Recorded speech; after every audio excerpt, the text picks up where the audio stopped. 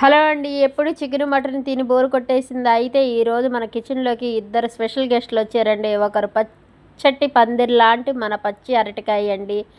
అలాగే సముద్రం దాటి వచ్చిన మన ఎండు రొయ్యలు బాబాయ్ అండి. వీళ్ళిద్దరికీ పెళ్లి చేసేద్దాం. ఇవి ఈరోజు కాంబినేషన్ అండి. చూసేద్దాం రండి. ఇల్లంతా గుమగుమలాడిపోతుంది. సువాసన పక్కింటోళ్ళకి కూడా వచ్చేస్తుందండి.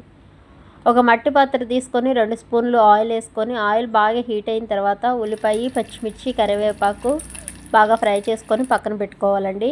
అలాగే శుభ్రంగా కడిగి పక్కన పెట్టుకునే ఎండు రొయ్యలను కూడా యాడ్ చేసుకొని కొంచెం పసుపు, సాల్ట్ని కూడా యాడ్ చేసుకొని మిక్స్ చేసుకోవాలండి. ఫ్రై చేసుకోవాలి. అలాగే కొంచెం చిటికెడు ఇంగువ యాడ్ చేసుకోండి. అరటికాయ ముక్కలు అలాగే టమాటా ముక్కలను కూడా కట్ చేసుకున్నవి యాడ్ చేసుకోవాలి. చక్కగా మిక్స్ చేసుకున్న తర్వాత 1/2 టేబుల్ స్పూన్ కారాన్ని యాడ్ చేసుకోండి.